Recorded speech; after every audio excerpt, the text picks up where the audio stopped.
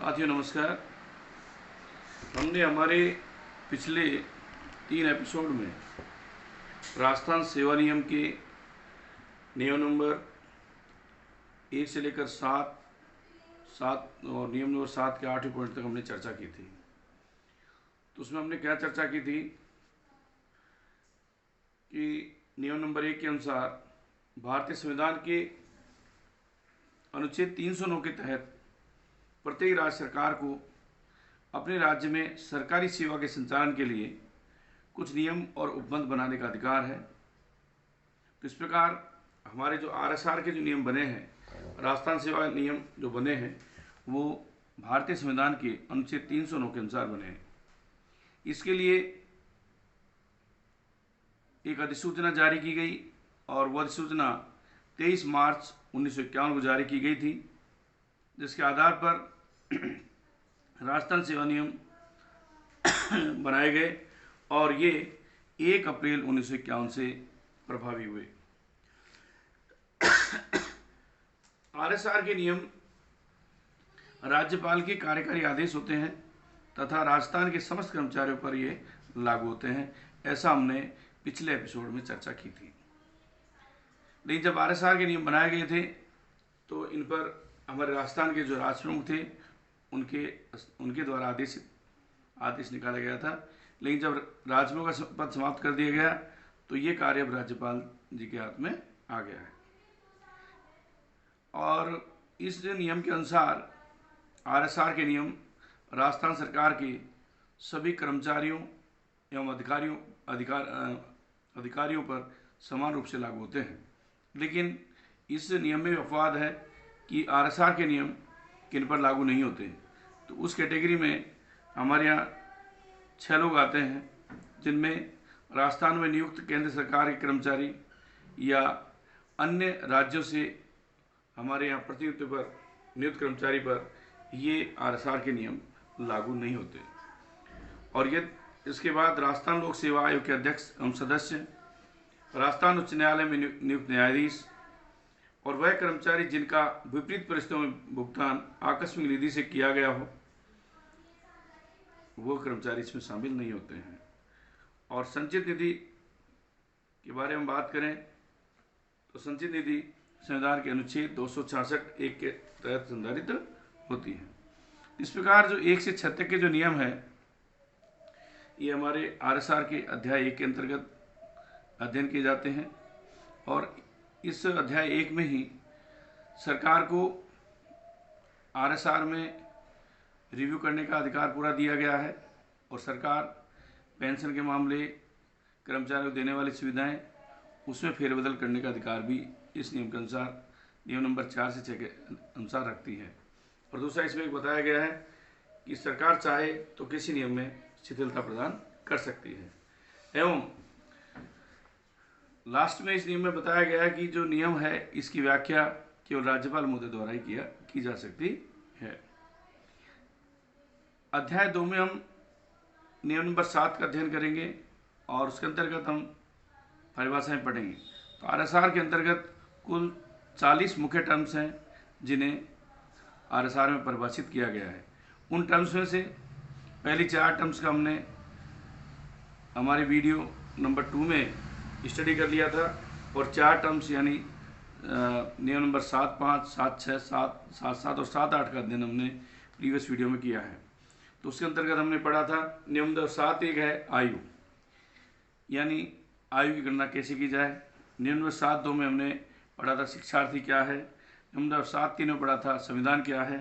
नियम नंबर 7(4) में हमने संवर्ग या कैडर के बारे में पढ़ा था। नियम नंबर 7(5) में क्षतिपूरक भत्ते, 7(6) में सक्षम अधिकारी, 7(7) में संचित निधि और 7(7)(a) में रूपांतरित अवकाश और 7(8) में कर्तव्य के बारे में पढ़ा था। तो 7(8) के कर्तव्य बताता है। 7(8) में कर्मचारी को प्रशिक्षण भेजने पर वो ड्यूटी पर माना जाएगा या नहीं जाएगा, इसके बारे में बताता है। 7(8) से एपीओ के दौरान कर्मचारी को ड्यूटी पर माना जाएगा, ये 7(8) से के अंतर्गत हमने पढ़ा है।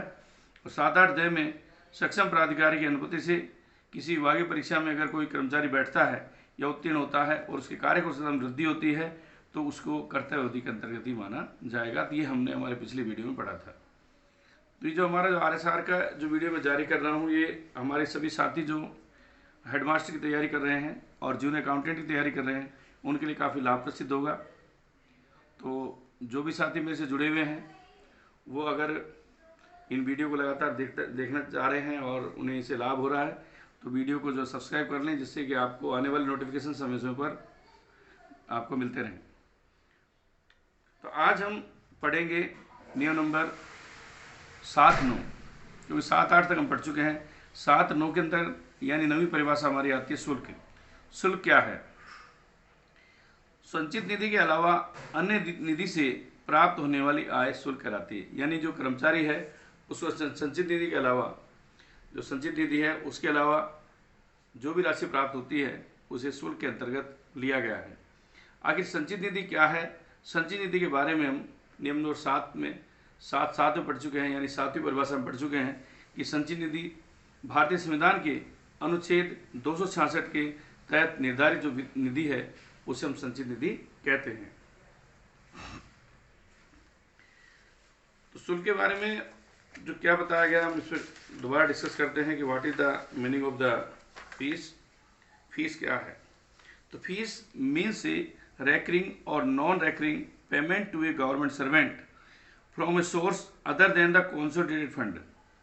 यानी संचित निधि के अलावा जो भी फंड कर्मचारी को मिलता है, whether made directly to the government servant or indirectly through the intermediary of the government, this is known as the fees। लेकिन इसमें किसको शामिल नहीं किया गया है? But does not include unearned income such as income from property. जो property से जो आय आ रही है उसको इसमें शामिल नहीं करते हैं, डिविडेंड्स को शामिल नहीं करते हैं, इंटरेस्ट ऑन सिक्योरिटीज और सिक्योरिटीज पर जो आय है उसे इस पर शामिल नहीं किया जा सकता। यानी इस शुल्क में क्या क्या शामिल नहीं है? अनउपार्जित आय यानी अनअर्न्ड इनकम, जैसे कि संपत्ति से प्राप्त आय, मकान से प्राप्त किराया, लाभांश यानी डिविडेंड और जमाओं पर प्राप्त ब्याज। और एक चीज और इसमें ली गई है, साहित्यिक, सांस्कृतिक या कलात्मक प्रयासों से अर्जित आय, यदि इन प्रयासों में उसके द्वारा सेवा के दौरान अर्जित ज्ञान की सहायता नहीं ली गई हो तो इसको हम शुल्क के दौरान नहीं शामिल करेंगे। तो इनकम फ्रॉम लिटरेरी, कल्चरल और artistic efforts, if such efforts are not aided by the knowledge acquired by the government servant in course of his service, then this income will be not included in the fees।